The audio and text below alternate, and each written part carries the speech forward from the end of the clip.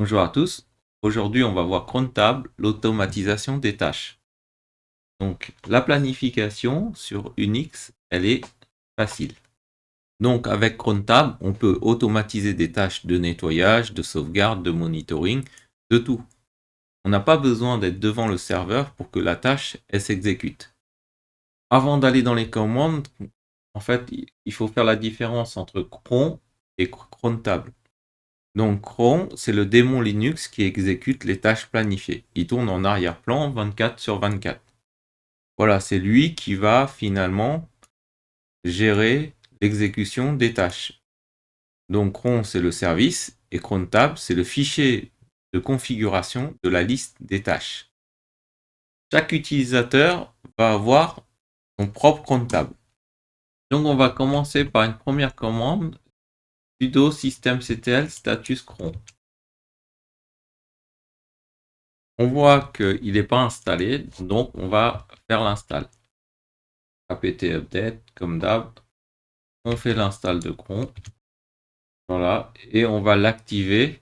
On a déjà vu ce type de commande. Enable, ça veut le mettre au démarrage. À chaque fois que l'ordinateur redémarre, cron, il va s'activer. Et -now, ça veut dire qu'on va le start maintenant. Donc voilà, maintenant, on est enable et actif. La première commande qu'on va faire, c'est crontab-l pour avoir la liste des jobs planifiés. On va passer à la deuxième commande, crontab-e pour éditer son crontab. Donc quand on se retrouve là, on est un peu perdu. Allons voir le crontab et les étoiles, ce que ça veut dire. J'ai trouvé un site afin qu'on puisse s'entraîner sur le crontab. Par défaut, vous voyez là, c'est toutes les minutes, every minute, ça c'est on a 5 étoiles. Maintenant, si on veut toutes les 5 minutes, ça sera /5. Et on aura nos 4 étoiles. Ici, c'est toutes les 5 minutes.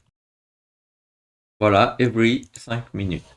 Dans l'écriture qu'on a, on a dit toutes les 5 minutes, toutes les heures, tous les jours, tous les mois et tous les jours de la semaine. Maintenant, on veut, ici, ça n'a pas de sens si on met /1 ici. Ça n'a pas de sens parce que c'est déjà toutes les heures. Ce qu'on va pouvoir faire, c'est de mettre tous les 2 heures. Donc c'est /2 ici. On vient de passer toutes les 2 heures. Mais par contre, on a aussi toutes les 5 minutes qui s'exécutent. Donc ça veut dire que le job, il va s'exécuter toutes les 5 minutes.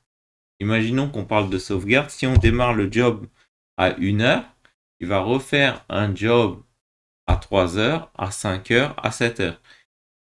Mais pendant ce temps-là, il fait toujours ses jobs à 5 minutes. Toutes les 5 minutes, il fait aussi un job. On comprend bien qu'il fait toutes les 5 minutes et il fait toutes les 2 heures. Maintenant, si on veut sauvegarder tous les premiers du mois à 23 heures, donc ça sera 0, 23 heures. Ici, on va mettre tous les premiers du mois. Donc ça, c'est tous les mois et tous les jours de la semaine.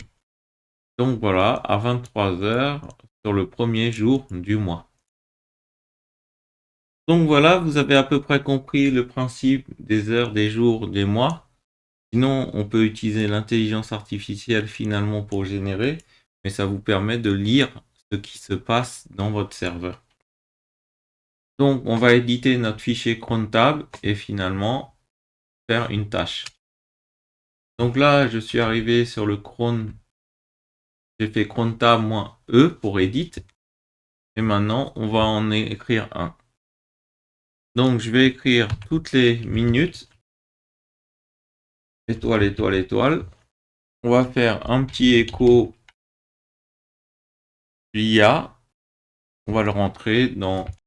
On va mettre ia.txt. On quitte le fichier et on sauvegarde. Yes. Donc là, j'ai pas encore le fichier. Et on va attendre 1 minute à peu près. Voilà, j'ai le crontab-l, j'ai le list et j'ai la planification qui est là. 1 minute est passée. Aïe, j'ai cronlia qui est arrivé. Donc on va lire le fichier. Voilà, il l'a mis une fois. Il va écraser tout le temps. Refaire tab edit.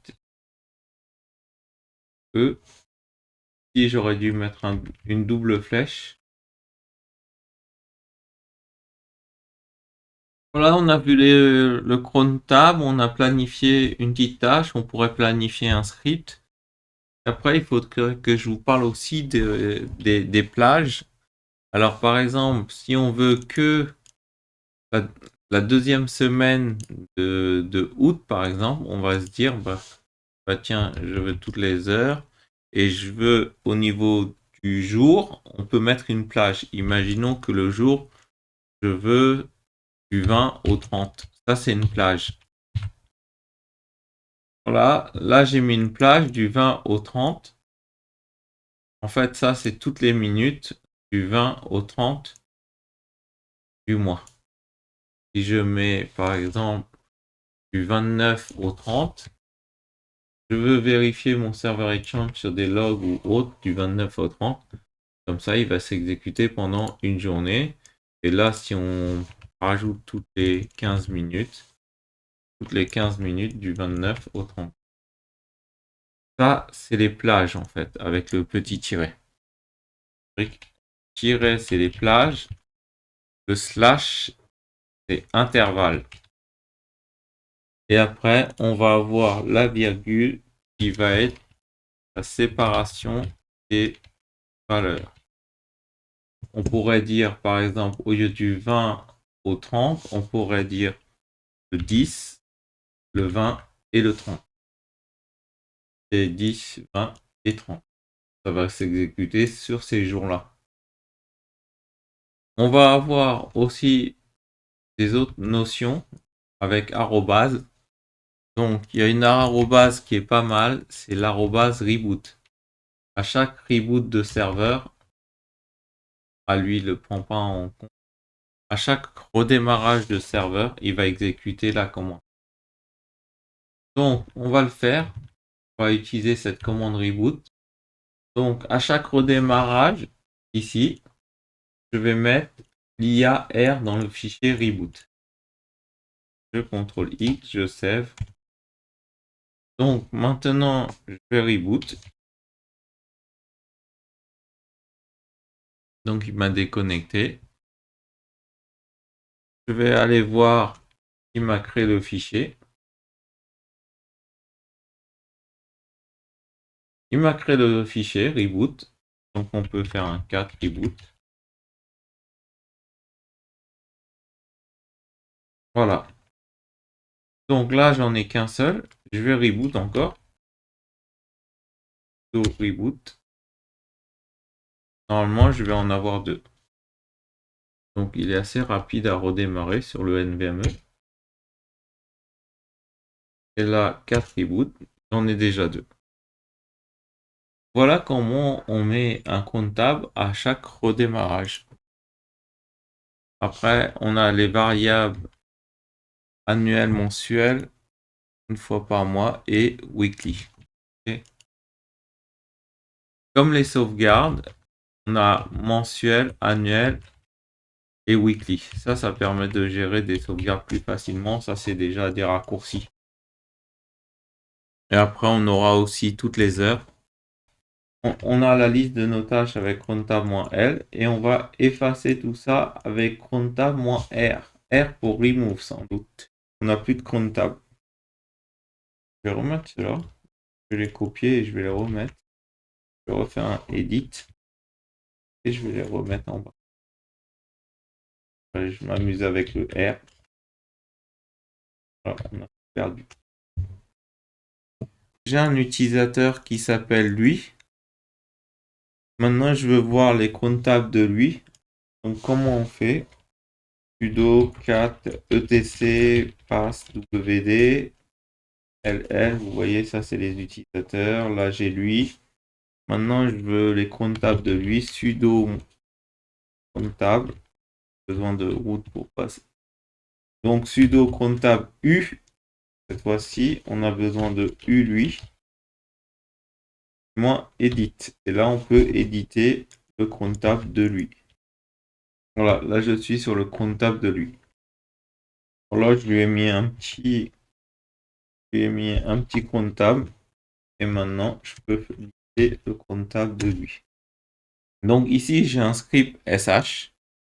Donc si on va exécuter le script comptable-e, là je suis sur moi-même, sur celui de l'IA.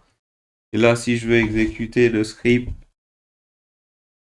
à 3 heures du matin, par exemple, 03, je veux l'exécuter tous les jours, tous les mois, hop, je veux l'exécuter à 3 heures du matin. Et là, je vais mettre directement mon script home /ia /script.sh. Voilà, je viens de programmer mon script pour 3 heures du matin. Donc voilà, je vais finir par le remove pour éviter d'avoir des surprises. À présent, vous savez planifier des tâches. N'hésitez pas de nous mettre un petit like, Innov'Ia, parce que la connaissance ne devrait jamais avoir de prix.